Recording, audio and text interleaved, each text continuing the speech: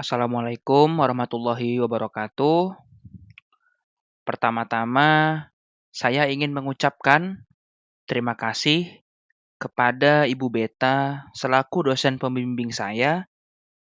Terima kasih juga kepada Bapak Nurdin dan Ibu Dinar yang telah berkenan menjadi dosen penguji sidang akhir saya.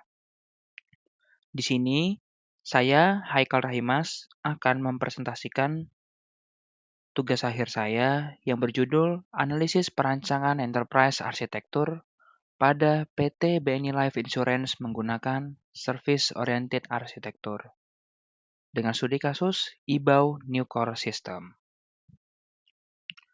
Selanjutnya, berpacu pada IT Strategic Plan BNI Life 2020 hingga 2024, yaitu setiap sistem informasi akan dikembangkan menjadi arsitektur yang terintegrasi.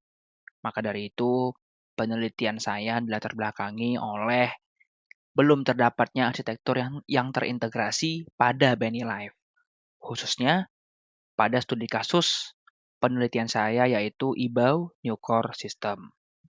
Penelitian ini dilatar belakangi oleh pertukaran data dalam suatu proses masih dibatasi suatu operasi. Kemudian dari latar belakang tersebut dirangkumlah sebuah rumusan masalah dan tujuannya. Rumusan masalahnya bagaimana sih menganalisis dan merancang arsitektur sistem informasi pada PT BNI Life Insurance menggunakan Service Oriented Architecture. Jadi Service Oriented Architecture ini yaitu arsitektur modern gitu, arsitektur modern yang biasa orang-orang gunakan untuk merancang sebuah arsitektur yang terintegrasi. Tujuannya ialah menganalisis kondisi arsitektur sistem informasi saat ini dan merancang analisis dan desain target arsitektur sistem informasi yang terintegrasi. Kemudian ruang lingkup. Ruang lingkup pada penelitian saya dibatasi oleh beberapa batasan gitu. Yang pertama ialah penelitian dilakukan pada IBAU New Core System PT BNI Life Insurance. Kemudian selanjutnya penelitian berfokus pada perancangan arsitektur sistem informasi yang menggunakan Service Oriented Architecture. Dan yang terakhir ialah penelitian saya berfokus pada high level dari sebuah sistem. Selanjutnya ini ada struktur organisasi BNI Life. Struktur organisasi BNI Life. Nah, IBAU New Core System itu tuh dikelola sama business partner and governance. Nah, jadi itulah mengapa saya di sini membuat garis merah yang menandakan IBAU New Core System itu dikelola sama business partner dan governance. Yang dimana di sini ada business partner, arsitektur performance dan governance, kemudian kontrak, aset, dan manajemen. Kontrak dan aset manajemen. Selanjutnya, penelitian saya saat ini dilandaskan oleh beberapa teori. Yang pertama yaitu Enterprise Architecture.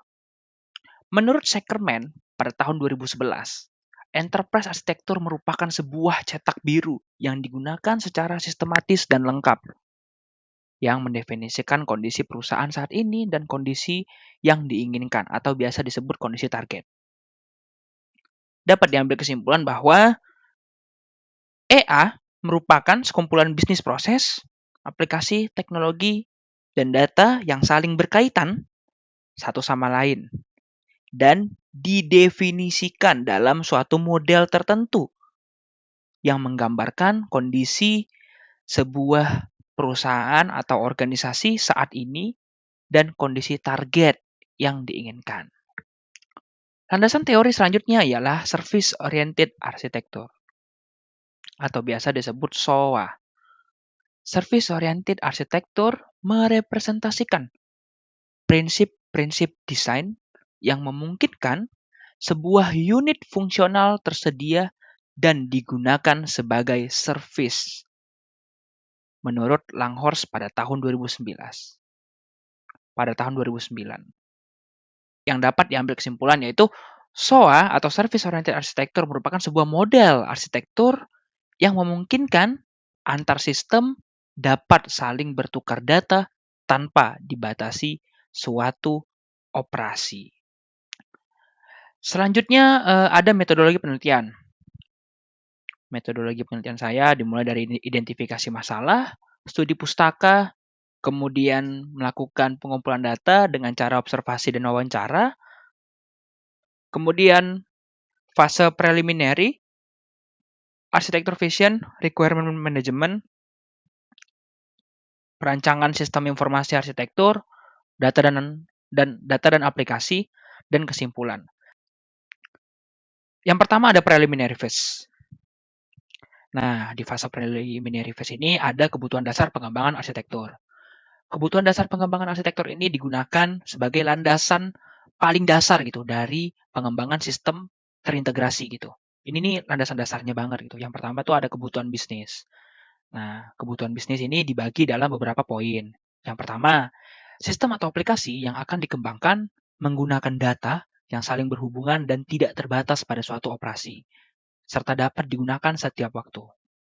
Selanjutnya, memberikan fleksibilitas di waktu yang akan datang ketika terjadi perubahan pada suatu sistem yang terkait dengan sistem lainnya. Jadi misalnya ada perubahan gitu di masa yang akan datang, sistem ini mau diubah gitu. Jadi ketika sudah dirancang arsitektur yang terintegrasi, maka sistem lainnya itu tidak terganggu gitu.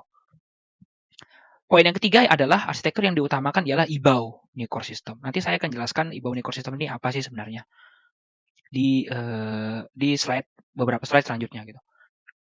Arsitektur yang diutamakan ialah IBAU New Core System dan beberapa sistem yang sering berhubungan dengan produk asuransi jiwa, terutama online submission.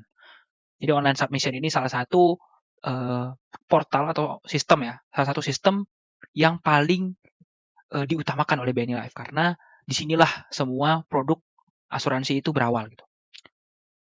Terakhir ialah desain perencanaan arsitektur memenuhi standar perusahaan, itu pasti.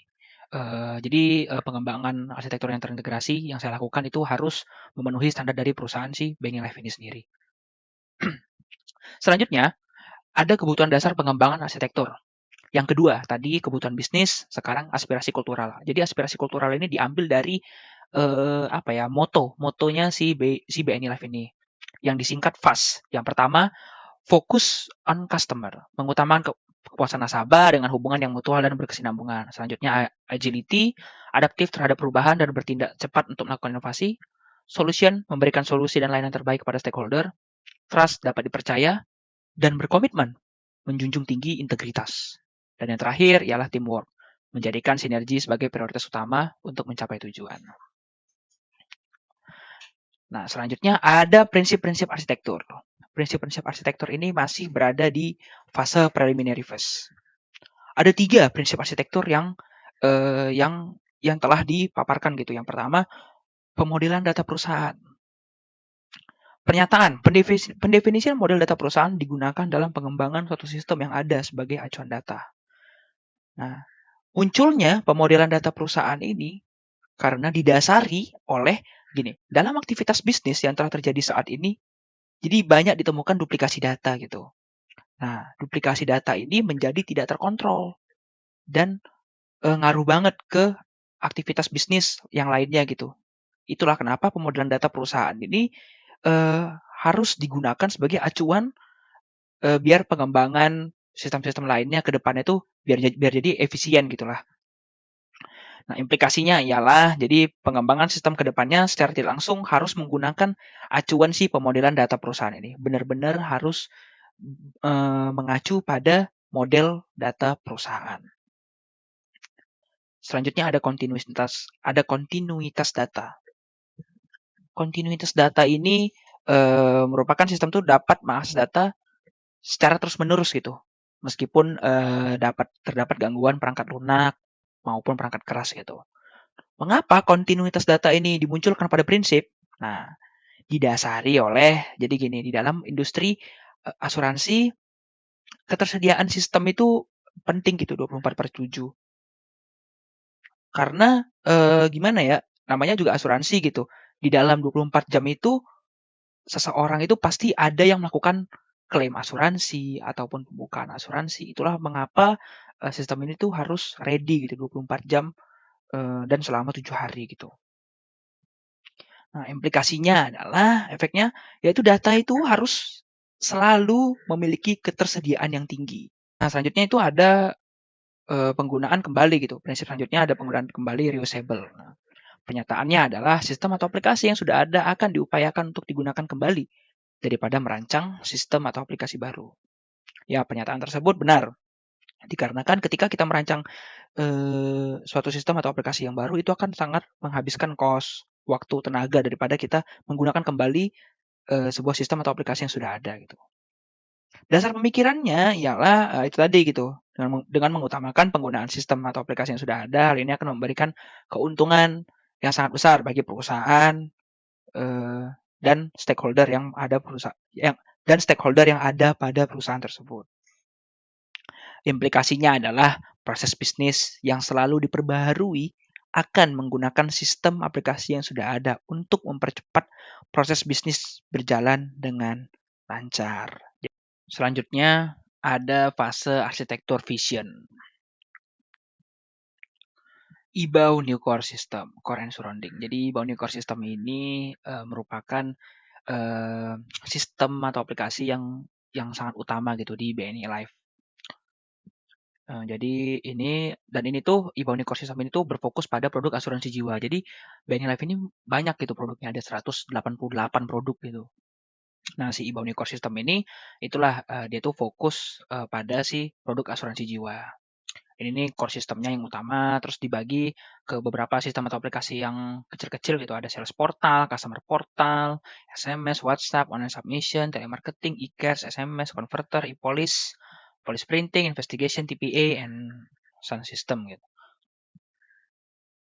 Kemudian ada value chain diagram. Value chain diagram itu terbagi kebagi dua, aktivitas utama dan aktivitas pendukung. Aktivitas utamanya ialah permohonan asuransi jiwa, polis, channel atau marketing, collection, dan claim. Kemudian ada aktivitas pendukung, risk management, legal, customer care, dan business support. Kemudian ada stakeholder matrix, underwriting itu dengan aktivitas bisnis SPAJ, polis, risk management. Selanjutnya business support itu ada aktivitas bisnis support dan channel, telemarketer itu telemarketing, customer care handling unit itu customer care, kemudian ada PCBC itu di collection, legal di legal juga aktivitas bisnisnya, dan stakeholder claim provider itu di claim. Selanjutnya ada requirement management, permasalahan yang dihadapi. Jadi yang pertama itu terjadinya diskrepansi dan pengulangan data nasabah pada proses penyimpanan. Kemudian yang kedua, hanya beberapa aplikasi atau sistem saja yang saling komunikasi dan saling mengumpan data nasabah. Selanjutnya ada feeding data nasabah belum dilakukan secara maksimal. Yang terakhir ialah dibutuhkan API notification secara real time untuk mengirimkan notifikasi melalui SMS dan WhatsApp ketika melakukan transaksi. Selanjutnya ada perancangan interface arsitektur.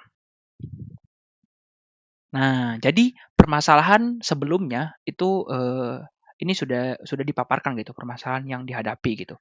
Nah, muncullah sebuah solusi dari permasalahan tersebut.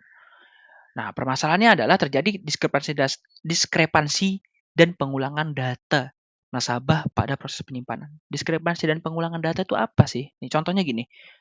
Misalnya ada namanya Pak Budi gitu ya. Pak Budi ini daftar produk asuransi A. Nah, dia daftar produk asuransi itu A itu menggunakan KTP gitu. Sementara terus lewatlah dua bulan lagi Pak Budi ini datang lagi. Pak Budi ini daftar produk asuransi B. Nah, tapi dia nggak menggunakan KTP daftarnya. Dia tuh menggunakan SIM gitu. Kan bisa juga kan. Jadi, nah di penyimpanan data ini, jadi ada dua itu Pak sama-sama Pak Budi, orang yang sama, tetapi yang satu pakai KTP, yang satu pakai SIM gitu. Bayangin itu tuh kejadiannya kalau satu orang. Nah, sementara ini setiap harinya itu bisa sampai ribuan proses gitu, ribuan data yang masuk ke dalam database gitu. Itulah kenapa pola solusi yang disarankan ialah menyederhanakan akses data nasabah. Nah, solusi sistem informasinya itu ada ISB, atau nasabah service. ESB itu bentuknya Enterprise Service Bus, nanti ada di slide selanjutnya saya jelaskan bagaimana ESB itu. Selanjutnya ada permasalahan hanya beberapa aplikasi atau sistem saja yang saling berkomunikasi gitu. Nah, pola solusi yang akan diterapkan ialah desain aplikasi atau sistem berbasis service oriented arsitektur. Nah, solusi sistem informasinya ESB juga. Feeding data nasabah antar sistem atau aplikasi belum dilakukan secara maksimal gitu. Pola solusinya ialah implementasi desain data warehouse. Solusi sistem informasinya ialah data warehouse arsitektur. Kemudian permasalahan selanjutnya ialah dibutuhkannya API notification secara real time untuk mengirimkan notifikasi melalui SMS dan WhatsApp ketika melakukan transaksi. Pola solusinya ialah pengembangan API notification. Nah, kemudian solusi sistem informasinya ialah RESTful API dan ESB. Ya, selanjutnya ada arsitektur sistem informasi gitu. Di sini saya sudah menggabungkan arsitektur data dan arsitektur aplikasinya. Namun saya pisahkan dengan warna gitu. Kalau data itu yang krem, aplikasi itu yang biru gitu. Ini ada sales portal. Sales portal ini yang mengakses itu internalnya BNI Live gitu, sales gitu. Agentnya BNI Live. Agent BNI Live itu akses data agent. Data agent ini juga memberikan data ke sistem lain itu, yaitu namanya Channel Management System. CMS gitu. Channel Management System ini disinilah terkumpulnya semua data agent, gaji agent, terus dia kerja berapa lama, dia tuh berapa dapat nasabah. Nah, itu tuh semua terkumpul di Channel Management System. Nah, selanjutnya itu ada data agent lagi. Dia itu mengeluarkan output data agent lagi untuk diakses ke online submission. Online submission ini itulah yang akan diakses oleh nasabah gitu. Nasabah akses online submission. Itu untuk ngisi data pengajuan asuransi itu di online submission gitu. Nah, muncullah data SPAJ, surat permohonan asuransi jiwa. Itu ada kayak itu tuh isinya tuh ada ya nama, alamat, status, terus ngambil asuransi yang berapa, polisnya berapa, rumahnya di mana, tertanggungnya berapa orang gitu, keluarganya berapa orang, pekerjaannya apa. Nah, semua itu lengkap di bagian SPAJ. SPAJ akan diambil lagi datanya oleh BLAPP. BLAPP inilah yang saat ini BLAPP inilah yang saat ini di BNI Live itu yang masih berkomunikasi, yang masih banyak gitu berkomunikasi ke beberapa data gitu. Ada ke kartu debit nasabah dan ke polis. Ada ke kartu debit nasabah, polis, terus customer data dan outsider customer data. Jadi BLAPP ini ibaratnya sebelum adanya IBAU New Core System ini dia tuh sebagai pusat gitu. BLAPP ini. Nah, ini kondisi saat ini gitu ya. Nah, kalau kondisi target, semua data telah dikemas di dalam teknologi ESB. Jadi, data tersebut sudah dikemas dalam orientasi service itu. Jadi setiap setiap aplikasi itu dapat, saling mengambil data yang diperlukan dan data tersebut saling komunikasi satu sama lain gitu. Jadi, setiap aplikasi itu bisa bertukar data dengan cepat dan real time gitu ya. Itulah kondisi target yang diinginkan si perusahaan BNI Live ini. Nah, selanjutnya ini ada arsitektur sistem informasi detail. Dari penerapan SOA, dengan menerapkan teknologi ESB itu ada beberapa komponen di ESB itu, ada proses bisnis yang ini, kemudian ada data yang digunakan, data agent, SPAJ, dan lainnya. Ini tuh, format datanya, ini ada protokol. Nah, ini tuh dikemas dalam satu teknologi gitu, ESB. Kemudian ada analisis kesenjangan arsitektur data. Nah, di sini ada replace, retain dan eliminate ya, remove gitu. Jadi yang di-replace ini sebenarnya bukan data agent-nya sepenuhnya, tapi hanya nge-replace teknologinya aja. Karena sekarang udah menggunakan teknologi USB untuk penerapan implementasi metode SOA gitu. Nah, ini tuh tetap, ini juga replace juga ini sama, hanya di-replace di teknologinya aja, teknologi USB. Kemudian ada di outsider customer data dan policy itu di-remove. Selanjutnya ada analisis kesenjangan arsitektur aplikasi, semuanya retain, kecuali semuanya retain, hanya beberapa yang replace dan remove. E-policy dan policy printing itu digabung jadi satu, sama, dan WhatsApp dan SMS itu digabung menjadi notification. Sama seperti arsitektur data sebelumnya, itu yang di-replace itu teknologinya saja gitu, tidak ada menyentuh aplikasi detailnya sama sekali gitu. Dan BLAPP itu di-remove dikarenakan sudah ada IBO new core system tadi yang surrounding yang besar tadi. Jadi BLPP tidak diperlukan lagi, jadi langsung aja di-remove. Nah, kesimpulannya ialah, ada 3 poin, salah satunya ialah permasalahan penelitian telah diselesaikan dengan menggunakan metode integrasi, yaitu Service Oriented Architecture, dan memberikan sebuah solusi penerapan implementasi integrasi menggunakan teknologi Enterprise Service Bus. Demikian presentasi penelitian akhir saya, lebih kurangnya saya mohon maaf, jika ada kesalahan kata saya juga mohon maaf. Wassalamualaikum warahmatullahi wabarakatuh.